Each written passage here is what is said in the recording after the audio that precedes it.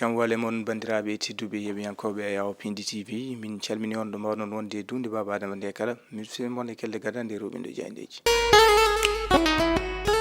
alarba sappo e ɗiɗi lewru mars 2025 bisimilla mon e kelle gada nde roɓindo jandeji podortoɗen ko jande gendire leydi Sénégal jande Le Soleil ɓe garti koye assistance et transfèrement des personnes condamnées entre le Sénégal et le Maroc gam leydi Sénégal leydi Maroc wawde topitade hani e wawde ha joni neldude ko wiyete ko ɓen dumbaɓe hakkude leyɗele ɗe no wayno assemblée nationale don son feu vert lawɗini kamɓe suudu sarɗeji leydi Sénégal hanki o e tawtoredo mo ganduɗa ko jaggorɗo kalfinaɗo jokkodira leydi Sénégal e leyɗele keddiɗe kanko Yassine Fall o arti on convention mo ganduɗa ko cifonoɗo guila ujunnaji ɗiɗi e nayyi 2004 tawi hanki o sappita e kanko yiide kanko Yassine Fall ko abbi e temeɗɗe tati e capanɗe nayyo ɓiɗɗo leydi Sénégal najo dumbaɗo toon to dowlaji dentuɗi Amérique hande oɗo saaha ne wayno gueɗe ɗe garti e kanko horejo leydi ndi Bassirou Diomaye Diakhar Faye jayde l'info quotidien ɓe garti ko interdiction de sortie du pays Mansour Faye saabi filnitere kam e hami mo ganduɗa ko kay tigui yiide wonande jayde l'info la grosse colère de Mariam Faisal on mo ganduɗa ka men ɗo wonde première dame caggal nde mawnum hatta ɗannade toon to bowal laddiwoje ngal leydi Sénégal AIBD saabi nde wayno jaltal kanko Mariam Faisal artude mettindi eno laamu ngu dartori hande oɗo saaha fawde caɗele ko yiide wonande lebbi jeenayyi hande ne wayno fawde caɗele e yidde hoynude ɓesgu mabɓe e yiide kanko Mariam Faisal kan halen tawe e jayde l'info quotidien jayde l'évidence ɓe garti hen APR dénonce un abus de pouvoir jayde l'évidence ɓe koliti wonande koye APR alliance pour la république hanki o jonde mabɓe toon to galle wonande kan lande APR toon to siége bo APR ɓe kolliti wonande laamu ngu e caɗele oɗo saaha dartori gam fawde ko yiyete ko caɗele ɓe ganduɗa ko kay goni opposant en haɓuri tengtude gollotonoɓe e Macky Sall kono ɓe garti kamɓe l'évidence e mo ganduɗa ko Amadou Hott dariɗo gam tigui ardade banque africaine de développement e ɗin sumgoji ɗi ganduɗa nana mbaɗa kono ɓe garti kamɓe l'évidence ay ko yitno e toon to industrie chimique du Sénégal ICS crise taweteɗo e ndun suddu gollir du jayde li quotidien ɓe garti koye ceerno Alassane Sall gartuɗo e on proposition de loi interprétative de la loi d'amnistie kanko ceerno Alassane Sall holiti wonande Pastef yiiɗi ha joni ko surde kam e wambude ɓen ɓe ganduɗa ko militant ji mumen gam fawde junggo hani e torlude ɓen ɓe ganduɗa ko kay tigui goni heddiɓe ɓe e oɗen gueɗe ɗe ganduɗa landa Pastef ha ɓuuri tengtude joɗiɓe laamu ngu nana jiiɗi wadde ɗum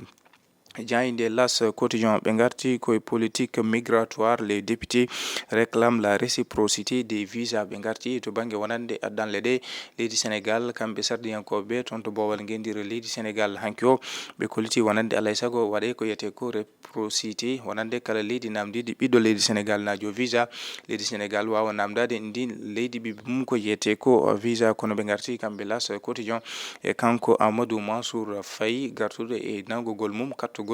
mum yaade toon to umra caggal nde haɗa toon to bowal laaɗe diwoje ngal AIBD ayde enquête quotidien ɓe garti ko le régime change de ton face aux insulteurs de l'amnistie à la répression ɓe garti koye ɓen ɓe ganduɗa ko kay tigui teska joɗiɓe toon to caggal leyɗele ɓesguji Sénégal naɓe joɗiɓe toon ɓe ganduɗa ko ƴattoroɓe hay haaluji kamtorinde kono kadi ɓe ganduɗa ko kay ne wayno kurbata ɓen ɓe ganduɗa ko yoga e won sukaɓe taweteɓe ɗo e nder leydi Sénégal kono kadi haalde haalulaji kamtorinde ɓen ɓe ganduɗa ko ardiɓe wonande leydi ndi eɓe garti koye danni lorade on mo ganduɗa ko Natal Molan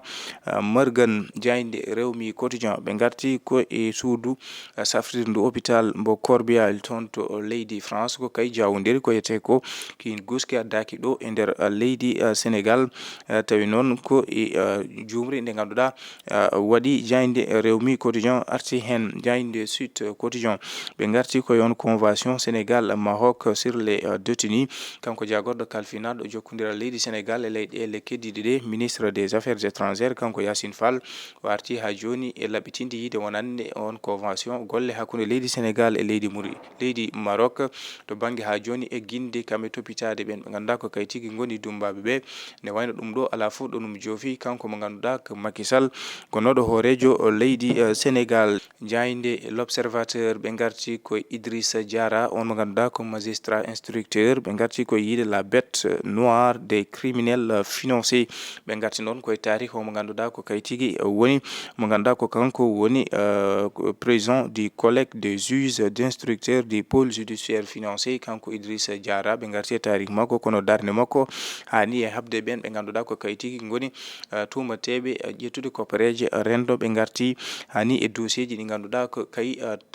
pawano e tabal makko kanko Idrissa Diara jayinde point actu ɓe garti koye kanko Mansour Faye yiide point actu la défense interpelle les ministres de l'intérieur et de la justice ɓe garti koye hanki jonde mabɓe toon to galle Land Alliance pour la République kanko Mansour Faye o arti e caɗele e laamu ngu kono darde e mumen fawdi ko yete ko fitinaji ɓen ɓe ganduɗa ko opposant en o leti yiide wonande omo ɓami ruttade toon to Bowal laddiwoje ngal leydi Sénégal yadude e huissier makko jayde point actu arti ha joni omo ganduɗa ko député kanko sardiyanke Moustapha Diop faya ko yitugol wutte horma makko yete ko immunité parlementaire makko e ñalawma hande o on commission ad hoc taƴama gam tigui jawtade gueɗe makko kanko Moustapha Diop jayde Vox Populi ɓe garti koye on abrogation loi d'amnesty ɓe kolliti wonande mawɗo gardiɗo assemblée nationale nde wayno sifi fewde mo ganduɗa ko kanko woni hoorejo leydi ndi o totti hen konngol makko yiide jayde Vox Populi kanko hoorejo leydi ndi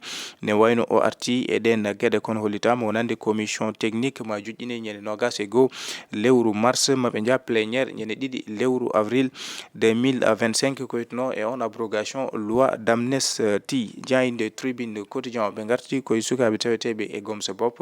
ɓe garti e caɗele laamu ngu hande oɗo saaha dartorade gotal fawde fitinaji e ɓen ɓe ganduɗa ko haaloɓe jande mumen e dawrugol kono caɗele faggudu leydi hay ko nandi hen ene tawe e jayde tribune kono ɓe garti e l'APR accuse le pouvoir de dérive dictatorial ɓe garti e kamɓe APR ɓe garti e yande ha weddade gawe omo ganduɗa ko Mansour Faye beddiɗo gawe laamu ngu e caɗele caggal nde o hatta diwde toon to Bowal laaɗi diwoje ngal ayi beede jayde l'éveil ɓe garti koye guerre hakkude Ukraine kamɓe Russie dowlaji dentude Amérique e jabti ngam ha joni ƴettidde ballal mum toon to Ukraine ngam wawde artirde jaam e kisal hakkude e toon to leydi Ukraine kam e Russie jayde direct news ɓe garti koye ne devrait pas-il être traduit devant la haute cour de justice Moustapha Diop kanko sardiyanke yiide jayde direct news caggal nde hollita wonande ko ɓoyata ko wutte horma makko immunité parlementaire makko ɓorete saabi direct news waɗi namdal beele o fota ƴewede ko yete ko rewneyede toon to haute cour de justice sibo o wonino jagorɗo e laamu Macky Sall beele laamu ngu fota yarude seese haade yaɓɓude ko yete ko dosɗe kam e kuule kanko mo ganduɗa ko kay tigui wonno ancien ministre Moustapha Diop gonɗo sardiyanke e nde ɗo haralde 15 15e législature bandiraɓe tedduɓe yeɓe yankoɓe Yaw Pindi TV ɗum woni komin dobinnomo ne kelle gandane ro min ɗo jaydeji subaka hande o min dokka on aadi alkamisa janggo so hawre welede Allah.